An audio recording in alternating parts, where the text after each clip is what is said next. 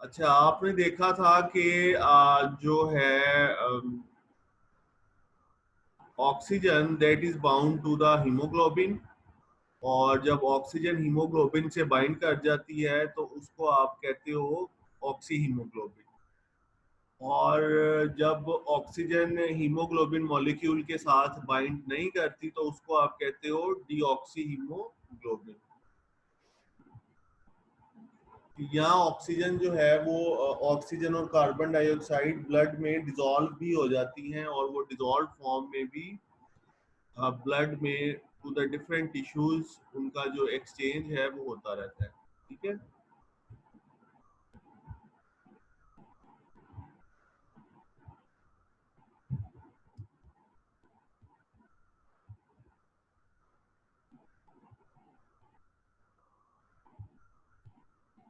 तो मायोग्लोबिन मैंने आपको बताया था कि मायोग्लोबिन वो प्रोटीन है कि जब ऑक्सीजन मसल सेल तक, यानी कि स्केलेटल मसल फाइबर हो गया या कार्डियक मसल हो गया, वहां तक पहुंच जाती है, इनसाइड द सेल चली जाती है, तो ऑक्सीजन को एक और प्रोटीन की जरूरत पड़ती है जिसका नाम मायोग्लोबिन है।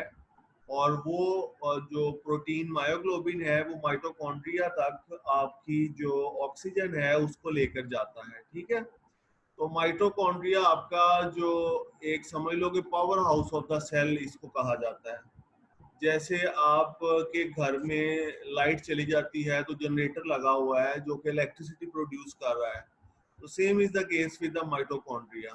ठीक है। तो माइटोकॉन्ड्रिया जो है वहां तक ऑक्सीजन पहुंचाने के लिए इनसाइड द सेल जो प्रोटीन जिसकी जरूरत होती है दैट इज मायोग्लोबिन। फिर मैंने आपको बताया था कि मायोग्लोबिन की जो क्वांटिटी है वो 3 डिफरेंट टाइप ऑफ सेल्स में डिफरेंट है। ठीक है।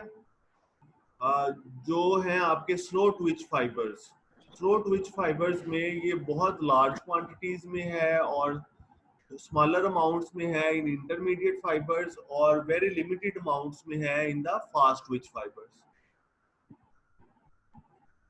और इसकी एक और केमिकल प्रॉपर्टी है कि this is very much similar to that of haemoglobin, और is about 1/4 of the weight. ठीक है। तो ये थोड़ा सा मैंने आपको मायोग्लोबिन के बारे में बताया कि ये ऑक्सीजन कैरिंग कैपेसिटी या ऑक्सीजन एफिनिटी इसमें है as it is present in the haemoglobin. तो ये बोथ मॉलिक्यूल्स जो हैं इनमें ऑक्सीजन कैरिंग कैपेसिटी है। नंबर सेकंड, मायोग्लोबिन का एक और प्रॉपर्टी है, अगर आप अपने साथ पेन और नोटबुक रखेंगे तो आप while I am speaking you can note the lecture and you can prepare the lecture notes, and when you will from the book so it will be easy for you। ठीक है। तो myoglobin में एक और property है कि ये oxygen को स्टोर कर सकती है, ऑक्सीजन को रिजर्व कर सकती है for transition from rest to exercise. ठीक है। यानी कि जब आप रेस्ट फॉर्म में हो तो ऑक्सीजन जैसे एक सिलेंडर में सेफ हो जाती है, इसी तरह ऑक्सीजन मायोग्लोबिन में भी स्टोर हो जाती है। और फिर जब रैपिड कंट्रैक्शन फेज आता है और आपको रैपिड एनर्जी बूस्ट की जरूरत होती है तो तब ये ऑक्सीजन जो है ये रिलीज कर जाती है टुवर्ड्स द माइटोकॉन्ड्रिया, और माइटोकॉन्ड्रिया में फिर एटीपी प्रोडक्शन होती है, और फिर आपके जो मसल फाइबर है वो कॉन्ट्रैक्ट करता है, और उसकी कॉन्ट्रैक्शन के लिए जो एनर्जी रिक्वायर्ड होती है वो मायोग्लोबिन प्रोवाइड कर रही होती है। ठीक है।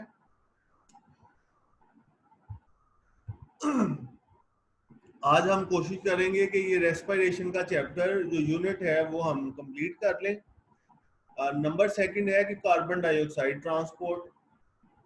तो कार्बन डाइऑक्साइड जो है ये ब्लड में दो तरीके से ट्रांसपोर्ट होती है, या तो ये डिजॉल्व्ड है ब्लड के अंदर, ठीक है, 20%, 10% सॉरी, यानी कि जिस तरह चीनी आप पानी में मिक्स कर देते हो इस तरह कार्बन डाइऑक्साइड भी एज अ गैस मिक्स हो जाती है।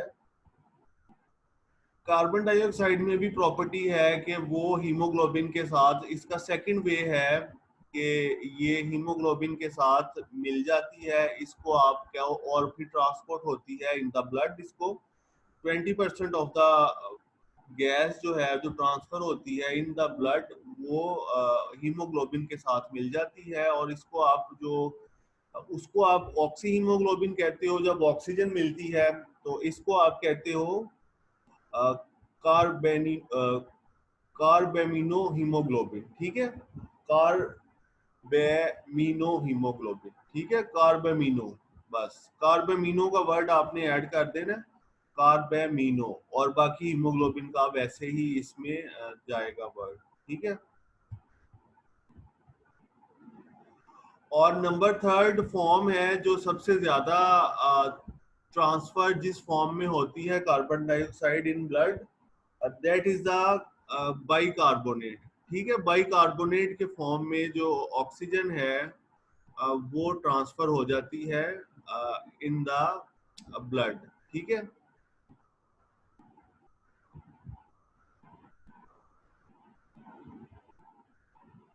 यहाँ तो डिजॉल्व्ड है या बाइकार्बोनेट है या हीमोग्लोबिन के साथ लगी हुई है, अटैच है। ठीक है, और कार्बन डाइऑक्साइड जब वाटर के साथ मिलती है तो वो कार्बोनिक एसिड बना रही है, और कार्बोनिक एसिड आपका हाइड्रोजन आयन और बाइकार्बोनेट आयंस बना रहा है। तो ये तीनों रिवर्सेबल रिएक्शन है। तो ये मैं आपको एंड में थोड़ा सा इसके बारे में बताऊंगा कि दिखाऊंगा फ्रॉम पीडीएफ। अच्छा क्लास, जब कार्बन डाइऑक्साइड की क्वांटिटी ब्लड में ज्यादा हो रही है, either it is bound to the hemoglobin or it is in the form of bicarbonate or carbonic acid or it is dissolved in the blood। तीनों form में जो नेगेटिव आयन है जिसको आप एनाइन कहते हो, negative ion in the blood is increasing. ठीक है, तो ब्लड में जो नेगेटिव आयन है वो इंक्रीज कर रहा होता है, और ब्लड की जो पीएच है वो भी इसके साथ जो नेगेटिव आयन है जब वो इंक्रीज करता है तो पीएच डिक्रीज करती है। ठीक है, और जाहिर है कि जब partial pressure of carbon dioxide tissues में ज्यादा होगा तो वो according to the concentration gradient, ठीक है, from the region of higher concentration to the region of lower concentration वो चला जाएगा। ये ऐसे ही है जैसे आप परफ्यूम की बोतल एक जगह से स्प्रे करते हो तो वो पूरे कमरे में फैल जाती है। ठीक है, तो ब्लड में कार्बन डाइऑक्साइड की कॉन्सेंट्रेशन ज्यादा होती है as compare to the alveolus. ठीक है, तो कार्बन डाइऑक्साइड डिफ्यूज आउट कर जाती है from the blood to the blood gas interface से। ठीक है, और ऑक्सीजन की रिवर्स होती है तो ऑक्सीजन डिफ्यूज इन कर जाती है। ठीक है,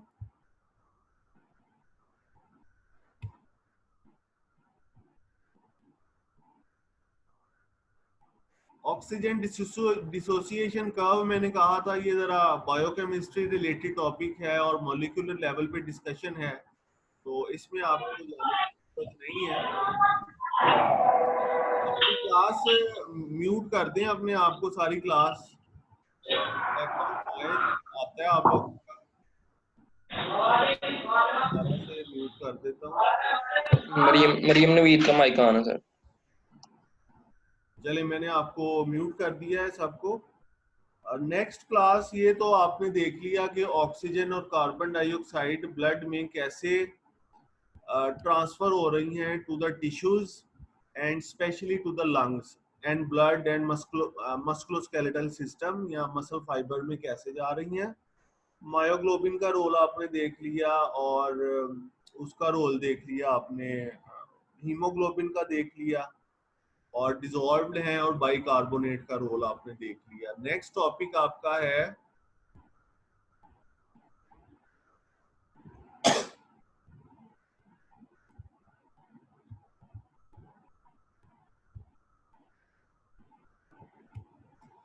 ventilation and acid base balance. ठीक है, अच्छा जो रेस्पिरेशन है या पल्मोनरी रेस्पिरेशन है और जो वेंटिलेशन है ये थोड़ी सी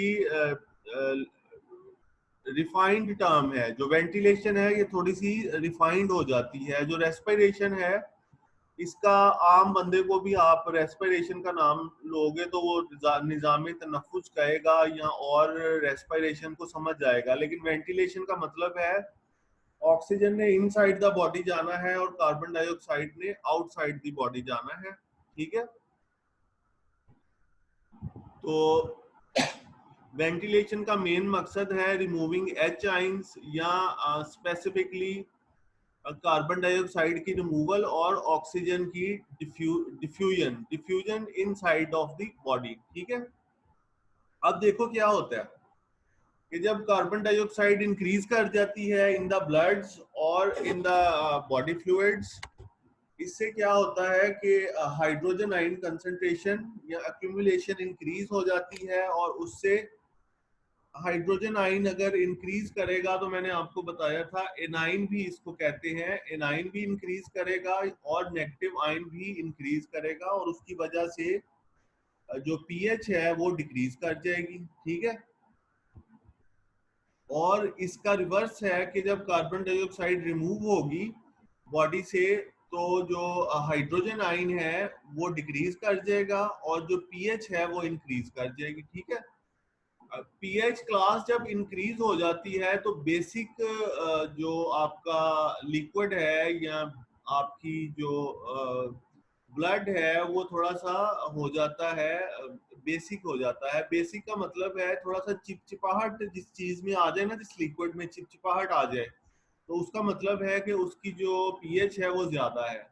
और अगर उसका जो टेस्ट है वो थोड़ा सा खटास की तरफ है, ठीक है, जैसे लेमन है, लेमनेड आप बनाते हो तो उसमें उसकी जो पीएच होती है वो कम होती है। तो एसिडिक पीएच हमेशा तुर्श होती है और जो बेसिक होती है वो थोड़ी सी ऑयली टाइप होती है। ठीक है, अगर आप उसको फिंगर से फील करोगे तो ब्लड में एच आइंस निकलने से या ऑक्सीजन आने से या कार्बन डाइऑक्साइड जाने से तो पीएच पे जो इफेक्ट है वो आएगा।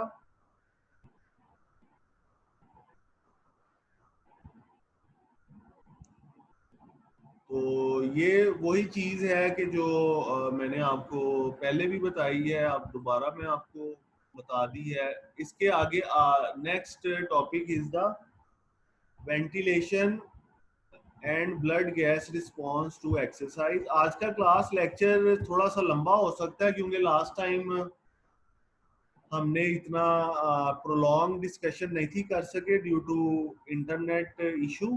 तो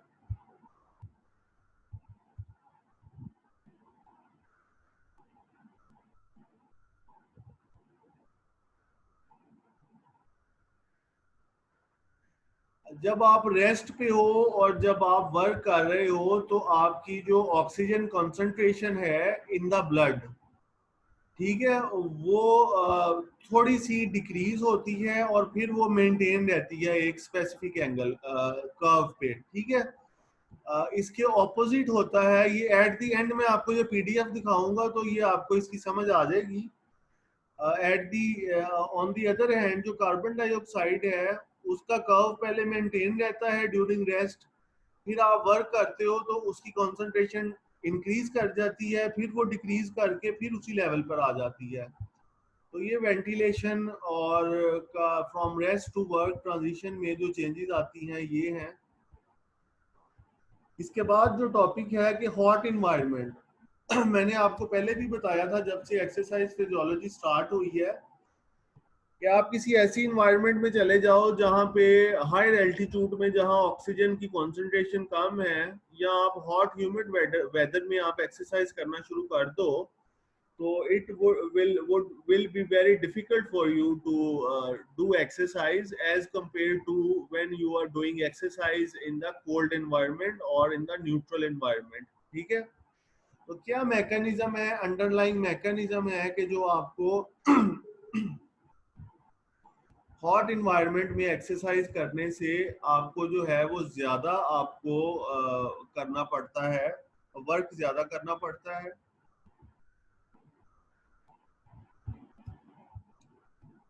तो इसकी सिर्फ एक एक्सप्लेनेशन है कि जो बॉडी की जो हीट है, क्योंकि ह्यूमिडिटी और हॉट में जो हीट ट्रांसफर है वो प्रॉपर नहीं हो रहा होता, तो ड्यू टू दैट मैकेनिज्म तो जो हीट में जो है ब्लड का टेम्परेचर वो प्रॉपरली मेंटेन करना बॉडी को मुश्किल होता है। इस वजह से वो थोड़ा सा बॉडी जो है वो डिमांडिंग हो जाती है और आपके लिए एक्सरसाइज हॉट ह्यूमिड एनवायरनमेंट में ज़्यादा मुश्किल होती है। What is the cause? The cause is the blood temperature, maintenance of blood temperature.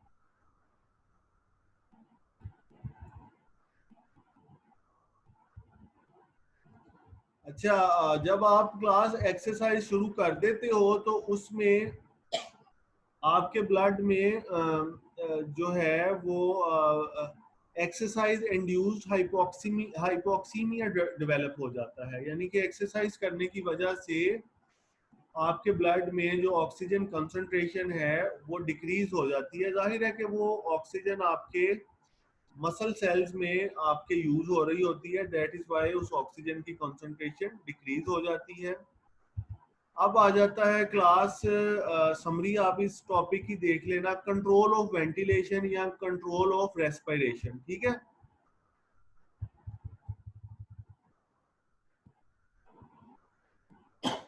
इसका ऑटोमेटिक कंट्रोल है।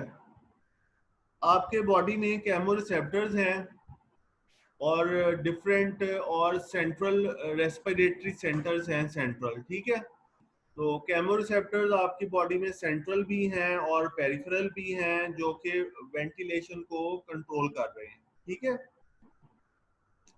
आपकी जो यानी कि गैशियस एक्सचेंज है उसको कंट्रोल कर रहे हैं। अब आप देखें कि वेंटिलेशन रेगुलेशन एट रेस्ट ये कैसे होती है, like just like when you are sitting and taking the lecture. तो ये कंट्रैक्शन और रिलैक्सेशन ऑफ द डायाफ्राम हो रही है और उससे ये एट रेस्ट कंट्रोल हो रही है। और ये डायाफ्राम को कौन कंट्रोल कर रहा है? That is controlled by the motor neurons in the spinal cord. ठीक है, कंट्रैक्शन एंड रिलैक्सेशन हो रही है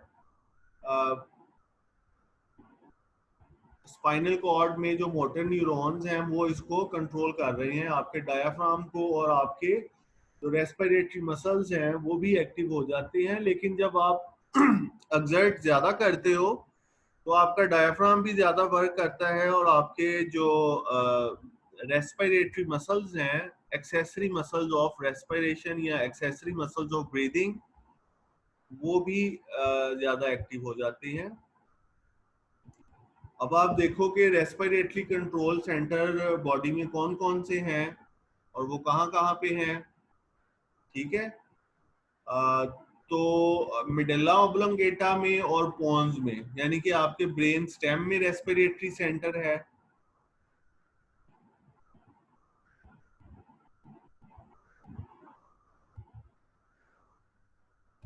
ठीक है, और इसमें एक और कॉम्प्लेक्स है जिसको आप कहते हो प्री बोट जिंगर कॉम्प्लेक्स। ठीक है, ये आपको मैं अभी एंड में जब पीडीएफ दिखाऊंगा तो मैं आपको ये दिखा दूंगा ये कौन सा सेंटर है, प्री बोट जिंगर कॉम्प्लेक्स। और तीसरा है pneumotaxic centres and the caudal pons. तो ये आपके सेंटर्स हैं, रेस्पिरेटरी सेंटर्स, जो कि सेंट्रल भी लोकेशन है इनकी। ठीक है, ब्रेन स्टेम है और रेस्पिरेटरी कंट्रोल सेंटर है जहां पे इनकी लोकेशन आती है। ठीक है, अब इनको इनपुट कहाँ से आता है? आपके जो रेस्पिरेटरी कंट्रोल सेंटर्स हैं, इनको इनपुट कहाँ से आता है? तो इनको इनपुट आएगा from the neural centres and from the humoral या ब्लड बॉर्न सेंटर से इसका जो इनपुट है वो आएगा। ठीक है, तो इसमें आप देखो कि ब्लड में जो हैं, जो केमोरिसेप्टर्स हैं, वो डिटेक्ट करेंगे ब्लड की पीएच को और वो फिर सिग्नल करेंगे कि अब आपने ब्रीदिंग रेट बढ़ाना है, ब्रीदिंग रेट को कम करना है। ठीक है,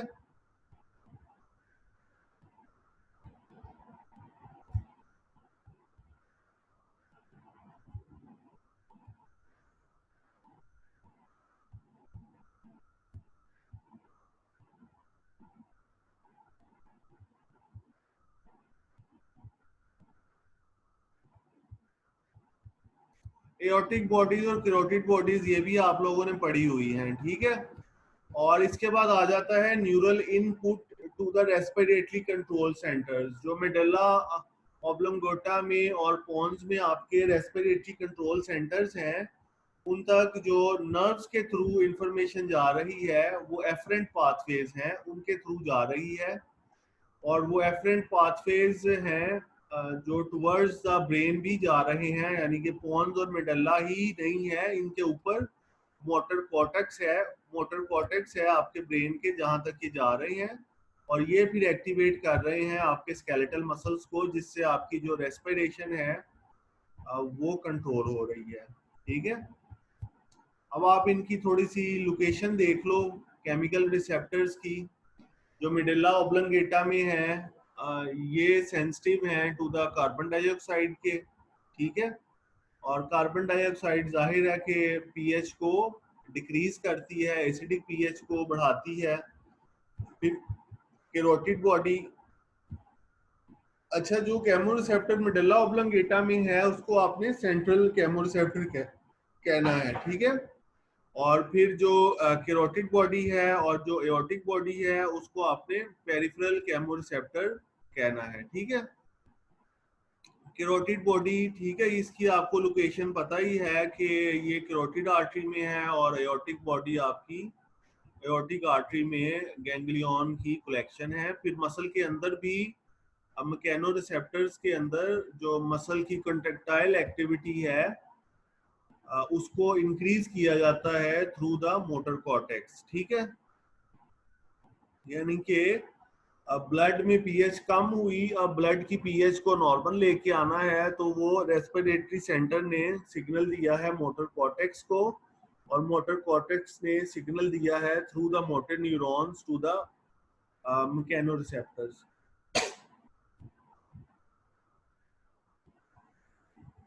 और फिर मसल के अंदर भी केमोरिसेप्टर्स हैं जो कि पोटाशियम की कॉन्सेंट्रेशन पे रिएक्ट करते हैं और पीएच पे भी रिएक्ट करते हैं, और फिर अकॉर्डिंगली सिग्नल देते हैं कि ब्रीदिंग रेट इंक्रीज करना है या डिक्रीज करना है। तो I would only recommend you कि आप सिर्फ वो चार्ट जो है वो आप पढ़ लें। एंड में मैं आपसे पीडीएफ और स्क्रीन शेयर करूंगा, तो वो आप पढ़ लेंगे तो that would be sufficient for you.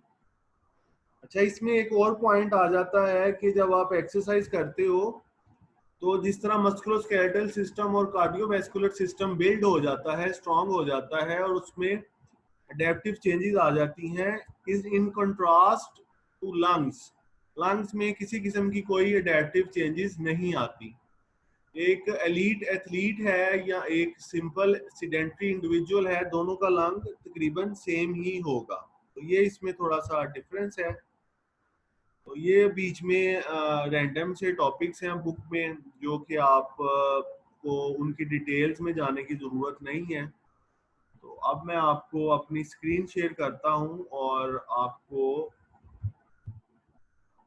मैं जो टॉपिक्स हैं वो बता देता हूं जो आज हमने पढ़े हैं। आज हमारा जो ये मैं आपसे रेस्पिरेशन का इसके नोट्स पीडीएफ में शेयर कर दूंगा कि जो जो चीज़ें आपके लिए इम्पोर्टेंट हैं, ठीक है। और मेन वाइल मैं अभी आप सारों को अनम्यूट भी कर देता हूं, ताकि अगर आपके माइंड में अभी तक के लेक्चर के से रिलेटेड कोई क्वेश्चन है then we can discuss it.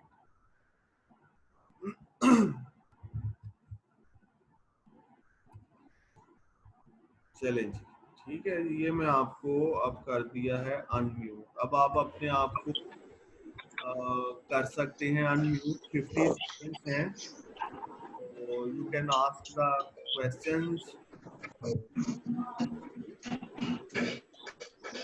मैं आपको स्क्रीन शेयर कर रहा हूँ अपनी।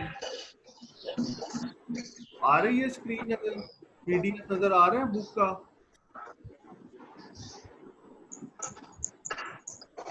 बोल दिया करे यार अब्दुल रहीम। जी सर।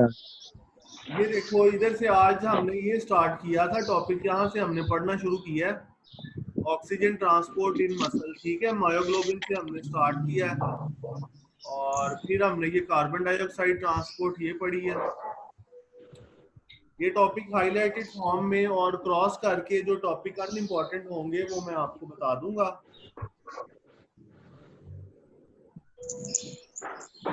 ये पढ़ा ventilation and acid base balance, ठीक है। समरी जरूर पढ़ लिया करो, समरी आपको ना एक अच्छा गाइड कर देती है, समरी होती है।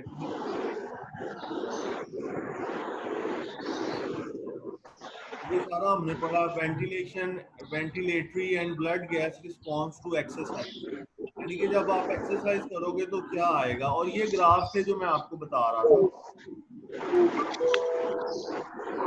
ऑक्सीजन का ग्राफ ये ब्लड में डिक्रीज होता है और फिर ये नॉर्मल उसी में मेंटेन करता है। कार्बन डाइऑक्साइड का ग्राफ है, ये कार्बन डाइऑक्साइड इंक्रीज करती है और उसी पे हॉट ह्यूमिड एनवायरनमेंट। बदल आ गया। मेंटल एक्सरसाइज अभी आप ना देखो, उसको ना टच करो। ये छोटा सा पॉइंट था कि हाईली ट्रेन्ड एथलीट में और अनट्रेन्ड सब्जेक्ट में कोई खास फर्क नहीं होता और एक्सरसाइज में जो है वो इंक्रीज हो जाता है, ठीक है। ये आपका आया था कंट्रोल ऑफ वेंटिलेशन, वेंटिलेशन और एसिड बेस बैलेंस कैसे आपका कंट्रोल किया जाता है, और इसकी भी क्लास ये समरी पढ़ लेनी है आपने, ठीक है। ये आपके कंट्रोल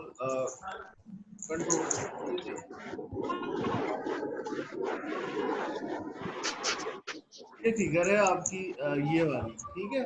तो ये आपका पोन्स है जिसमें सेंटर्स की लोकेशन है और मेडुल्ला ऑब्लोंगेटा है। कौन कौन से सेंटर्स हैं इनके नाम है,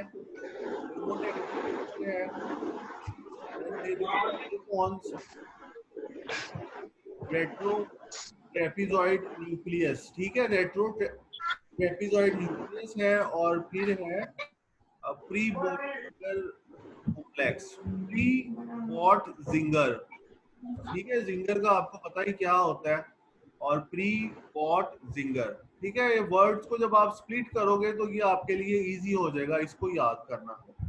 देखो, pre is very easy word and what is also a bit different, लेकिन जिंगर का आपको पता चला कि जिंगर कितना इजी वर्ड है, ठीक है। तो प्री बॉट जिंगर कॉम्प्लेक्स, और ये कॉम्प्लेक्स यहाँ पे लोकेटेड है। फिर ये पॉन्स था, मैंने आपको बताया था, और इसके साथ ये मेडुल्ला ऑब्लोंगेटा, ये सारे के सारे आपके सेंट्रल केमोरिसेप्टर्स हैं। ये चार्ट अब आएगा आगे, ये आपने अच्छे तरीके से ये वाला टेबल 10.2 इसको आपने देखा,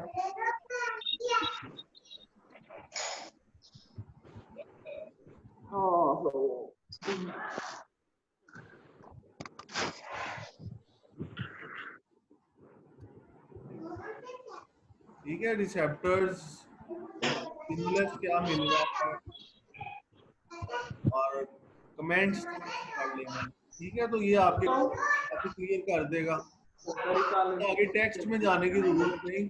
और हैवी एक्सरसाइज, इसको थोड़ा सा मैं आपको हाईलाइट कर, सेंटेंसेस इंपॉर्टेंट है, ठीक है, वो मैं आपको बता दूंगा। फिर मैंने आपको बताया था कि lungs adept to exercise training, तो इसमें कोई खास फर्क नहीं आता।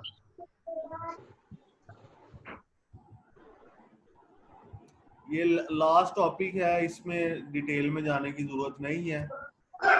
This was all about the today's lecture. आपका जो आज रेस्पिरेशन का टॉपिक है वो खत्म हो गया, तो होपफुली नेक्स्ट वीक में इसकी मैं आपको एक क्विज भी दे दूंगा और असाइनमेंट भी इसकी दे दूंगा, ताकि आप जब कैंपस आओ तो क्विज असाइनमेंट में आपको ना जाना, ठीक है। अगर कोई क्वेश्चन है तो यू कैन आस्क, अदरवाइज इस तरह करके आप यस कर दो सारे, ठीक है। मैंने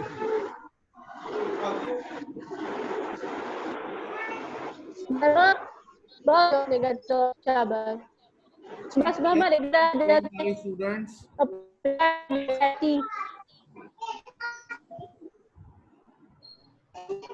any questions from the class verbally?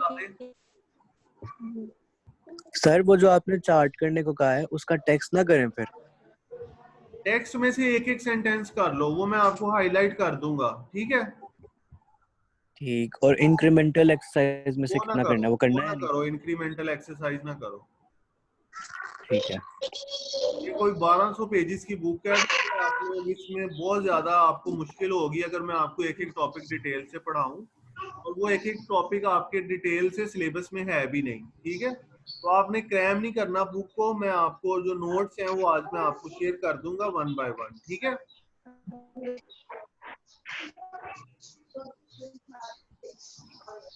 हाँ जी असद।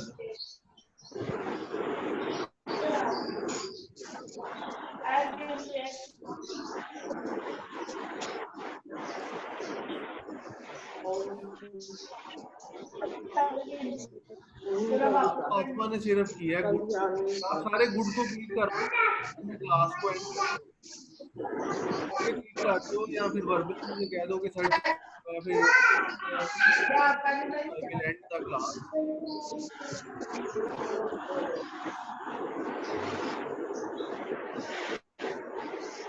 जी नामजद कर लें क्लास एंड? No sir. हाँ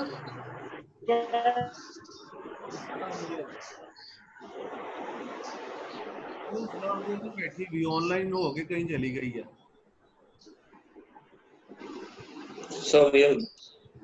अरीज सडल, अरीज तुम बैठी हुई हो? अरीज भी नहीं लग रही है। Yes sir.